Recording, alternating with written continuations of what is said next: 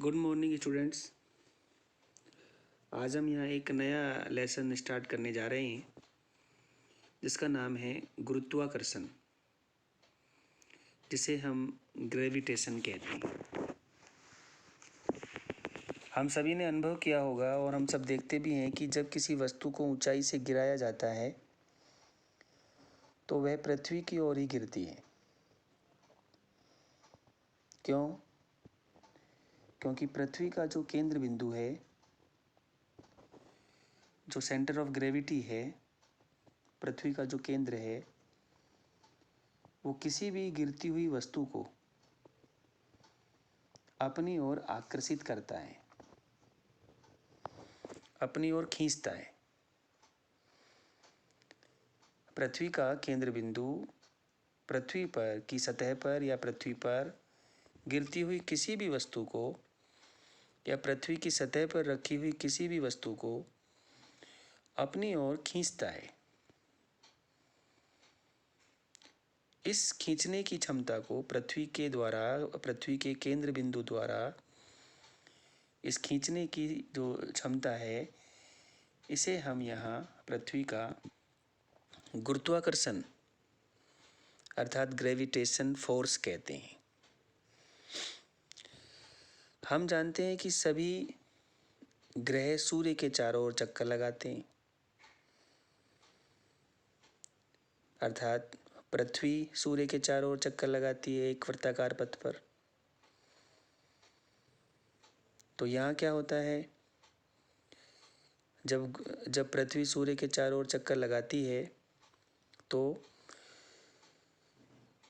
पृथ्वी सूर्य को अपनी ओर आकर्षित करती है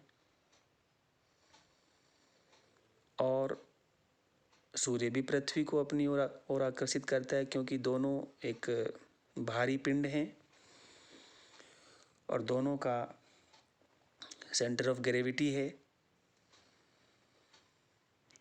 इस सेंटर ऑफ ग्रेविटी के कारण अर्थात इन दोनों प्राकृतिक पिंडों का सूर्य और पृथ्वी का जो केंद्र है वो एक दूसरे को अपनी तरफ आकर्षित करता है। लेकिन न्यूटन के तीसरे नियम के अनुसार जिस बल से पृथ्वी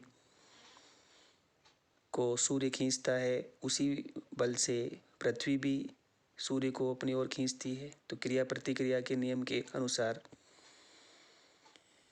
पृथ्वी जो है वो अपनी ही कक्षा में निरंतर सूर्य के चारों ओर चक्कर लगाती रहती है। चंद्रमा पृथ्वी की परिक्रमा करता है। इन सभी अवस्थाओं में वस्तुओं पर, ग्रहों पर तथा चंद्रमा पर लगने वाला कोई बल अवश्य होना चाहिए जो इनको निरंतर एक निश्चित पथ पर गतिशील बनाए रखता है। सर आइजैक न्यूटन इस तथ्य को समझ गए थे कि इन सभी के लिए एक ही बल उत्तरदायी होता है और इस बल को हम गुरुत्वाकर्षण बल कहते हैं। इस अध्याय में हम गुरुत्वाकर्षण तथा गुरुत्वाकर्षण के सार्वत्रिक नियम के बारे में पढ़ेंगे। हम पृथ्वी पर गुरुत्वाकर्षण बल के प्रभाव के अंतर्गत वस्तुओं की गति पर भी विचार करेंगे। हम पढ़ेंगे कि किसी वस्तु का भार एक स्थान से दूसरे स्थान पर किस प्रकार बदलता है, परिवर्तित होता है। सबसे पहले हम यहाँ गुरुत्वाकर्षण की खोज करने वाले वैज्ञानिक आइजैक न्यूटन के बारे में उन्होंने क्या अनुभव किया और उन्होंने किस तरह से उनके साथ कौन सी घटना घटित हुई, वो चीज़ हम यहाँ पर अभी चर्चा करने जा रहे हैं। आइजैक न्यूटन का जन्म इंग्लैंड में ग्रैंथम के निकट वुल्सथोर्पे में हुआ था और ये एक निर्धन कृषक परिवार में इनका जन्म हुआ था। ये इनको पढ़ने के लिए 1961 में शिक्षा ग्रहण करने के लिए इन्हें 1661 में 1961 नहीं 1661 में शिक्षा ग्रहण करने के लिए इन्हें कैम्ब्रिज विश्वविद्यालय भेजा गया था।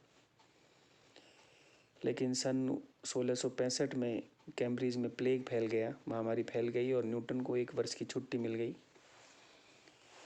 ऐसा कहा जाता है कि इसी वर्ष उनके ऊपर सेब गिरने की घटना घटित हुई। एक सेब टूटकर न्यूटन के सिर पर आके गिरा। उन्होंने सेब को उठाया और विचार किया कि ये सेब ऊपर से नीचे ही क्यों गिरा।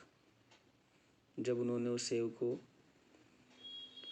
अपने हाथ से छोड़ा तो उन्होंने देखा कि सेब जमीन पर नीचे की ओर गति करता है।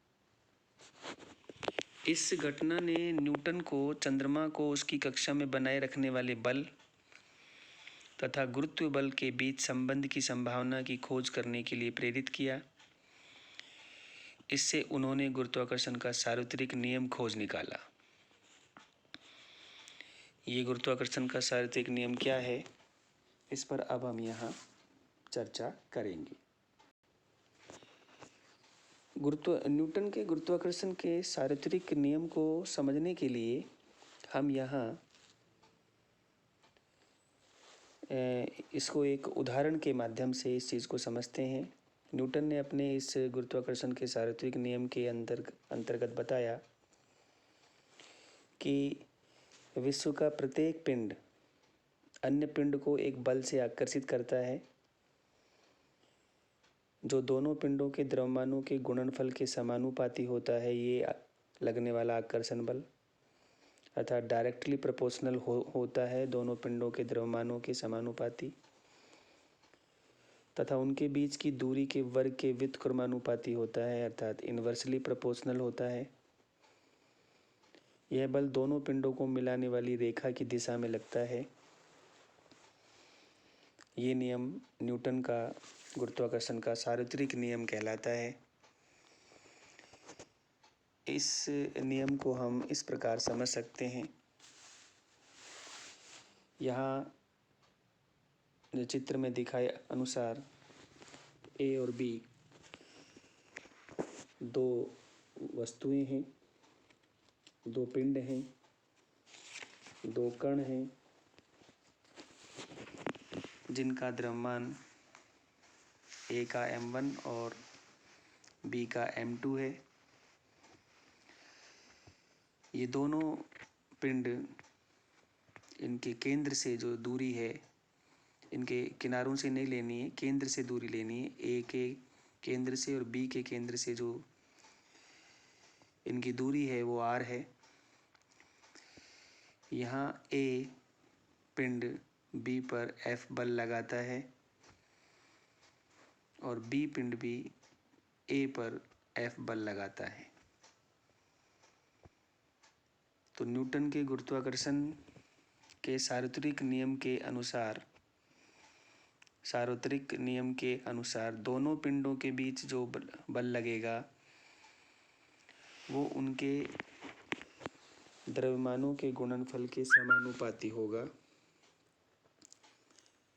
अर्थात हम कह सकते हैं कि F proportional m1 into m2 होगा। यहाँ F proportional m1 into m2 का मतलब है कि अगर m1 और m2 इंक्रीज होगा, अगर m1 और m2 के मान बढ़ते हैं, द्रव्यमान बढ़ता है, तो जो फोर्स है F का मान है, बल है, वो भी डायरेक्टली प्रोपोर्शनल है अर्थात बल का मान भी बढ़ेगा। तो जिस अनुपात में द्रव्यमान बढ़ता है दोनों पिंडों का ए और बी का, तो लगने वाला आकर्षण बल का मान भी बढ़ता है। तो इसी को हम बोलते हैं समानुपाती। तथा न्यूटन के सार्वत्रिक नियम के अनुसार दूसरी बात क्या बताई न्यूटन ने, उन्होंने बताया कि दोनों पिंडों के बीच लगने वाला बल उनके बीच की दूरी के वर्ग के व्युत्क्रमानुपाती होता है। अर्थात F प्रोपोर्शनल 1/r² या d²। अगर ये डिस्टेंस को d से लेते हैं तो d लिख सकते हैं, r से लेते हैं तो r लिख सकते हैं। तो F प्रोपोर्शनल 1/r² का मतलब है कि अगर दोनों पिंडों के बीच की दूरी बढ़ती है तो दोनों पिंडों के बीच लगने वाला आकर्षण बल का मान कम होता है। तो यहाँ पर ये व्युत्क्रमानुपाती होता है, उनके बीच लगने वाला बल उनकी दूरी के वर्ग के व्युत्क्रमानुपाती होता है। यदि हम इन दोनों समीकरणों को जोड़ दें तो हमें यहाँ पर निम्न समीकरण प्राप्त होती है, F proportional m1 into m2/r²। यहाँ पर इस सूत्र की सहायता से यहाँ पे अभी हमें प्रोपोर्शनल हटाना है। इसमें फिजिक्स में जब कोई प्रोपोर्शनल हटाया जाता है तो उसकी जगह कोई कांस्टेंट मान, कोई स्थिरांक लिया जाता है, और यहाँ हम जो स्थिरांक लेते हैं वो प्रोपोर्शनल की जगह कैपिटल G लेते हैं। हेनरी कैवेंडिश ने एक सुग्राही तुला का उपयोग करके G का मान ज्ञात किया था, कैपिटल G का मान, और इस G का वर्तमान जो मान्य मान है वो है 6.67 इंटू 10⁻⁻11 न्यूटन मीटर स्क्वायर बटे के ग्रे स्क्वायर। ये G का मान है जो कि सभी जगह समान रहता है। यहाँ सार्वत्रिक से अभिप्राय है कि सभी वस्तुओं पर यह लागू होता है, चाहे वो वस्तु बड़ी हो या छोटी हो, चाहे वो खगोलीय पिंड हो, चाहे वो जीवित वस्तुएं हो, सभी पर ये जो नियम है, सार्वत्रिकता का जो नियम है, ये लागू होता है। तो प्रोपोर्शनल की जगह हम यहाँ रख सकते हैं F proportional G m1 into m2/r²। ये वो मान है, ये वो सूत्र है जिसकी सहायता से हम ब्रह्मांड में स्थित किन्हीं भी दो पिंडों के मध्य लगने वाले गुरुत्वाकर्षण बल की गणना कर सकते हैं। अब हम बात करते हैं गुरुत्वाकर्षण के सार्वत्रिक नियम के महत्व की। तो गुरुत्वाकर्षण का सार्वत्रिक नियम अनेक ऐसी घटनाओं की सफलतापूर्वक व्याख्या करता है, जैसे हमें पृथ्वी से बांधे रखने वाला बल होता है, ये पृथ्वी के चारों ओर चंद्रमा की गति को समझाता है, ये बल, ये नियम सूर्य के चारों ओर ग्रहों की गति को व्याख्या करता है, ये बल, और चंद्रमा तथा सूर्य के कारण तो ज्वार भाटे आते हैं उसकी व्याख्या करता है ये बल। तो ये था गुरुत्वाकर्षण का सार्वत्रिक नियम और उसकी व्याख्या। धन्यवाद।